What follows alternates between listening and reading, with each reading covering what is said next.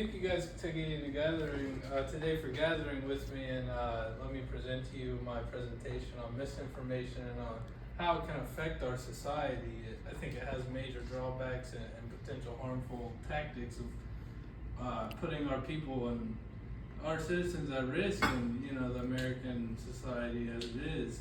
And I'm just here to explain a little bit about that. Maybe we can take actions to counteract the disinformation and misinformation out throughout the media.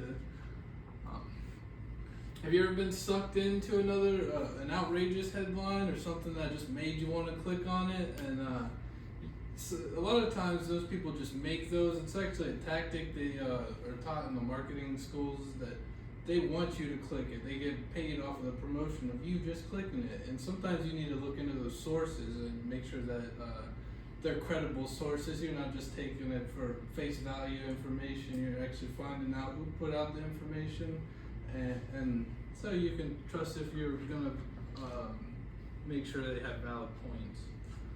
There's different types of misinformation and communication. Social media, it's one of the largest platforms now because everybody seems to have that mentality as is a severed limb. Like they need social media in order to survive in life, which isn't actually a true concept. But there's a lot of information that's put out through Twitter, as we've seen with our last president, Donald Trump, and that craziness. And there's just so much information that's put out in social media, and that these companies go after social media so they can get to you and all of your data and information that you're looking up.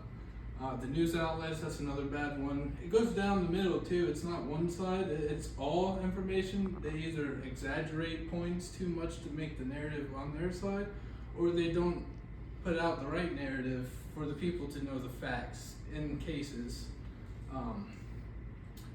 Now the other disinformation or misinformation would be malinformation. It's information that may be true but spread with malicious intent.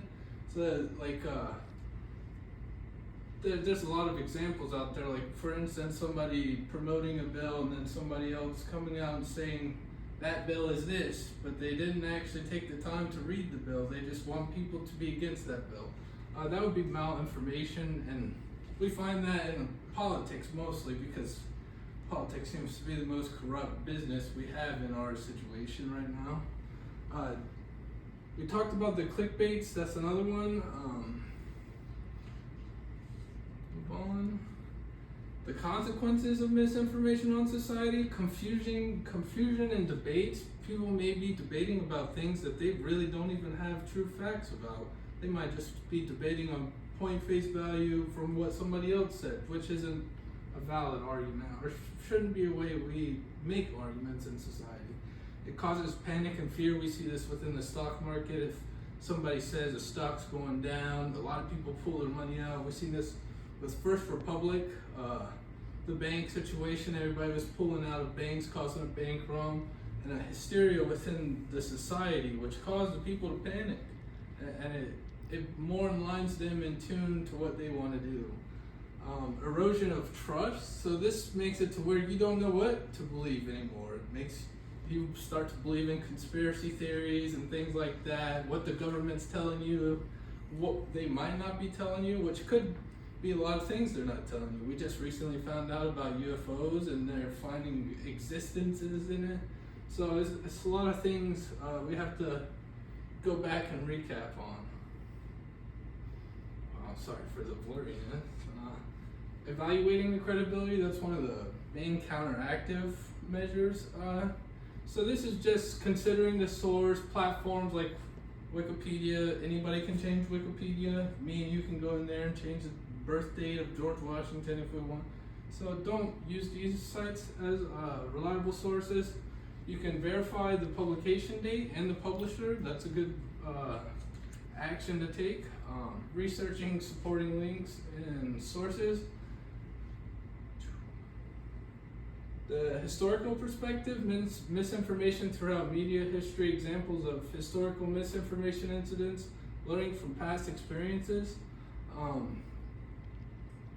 There's a lot of things we can do big red flags for fake news, all caps obviously, and your titles and headlines are things to watch out for. If you land on an unknown site, check its about page to see what they're about. Read past headlines. Often they bear no resemblance to what lies beneath.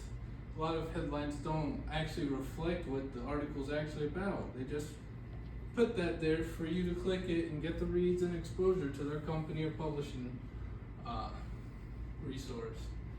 Whatever you might hear in the first couple of hours after a major news event, you should probably take it with a grain of salt. And that's just saying you don't put all your gold in one basket just because you heard somebody told you to do that. You evaluate the situation.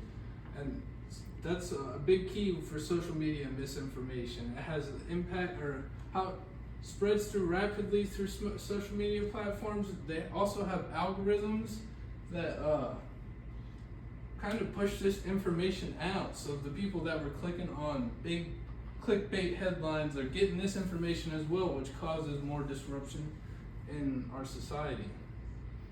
These are some steps that we can honestly take to rebuild our society off of this misinformation.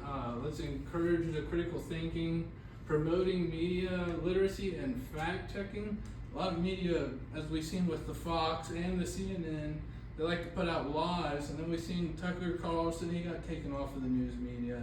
And Don Lemon, he also got taken off of the news media.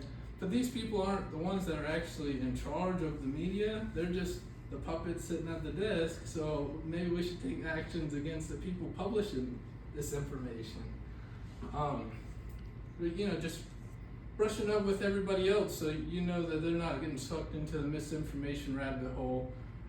And that's really one of the main things, because it's a societal effort to get rid of this crisis. Conclusion, we discussed the detrimental consequences of misinformation in society, the call to action, striving for a more informed and united society, empowering individuals to verify and share credible resources. Also, 85% of Americans disagree that internet companies are doing enough to stop the spread of misinformation, which I agree with. I don't think they are. I think they're pushing this stuff out there to get more views and clicks and publicity out of this cause. Do you guys have any questions about misinformation, or no? Well, thank you guys for showing up to my speech today. We'll see you again.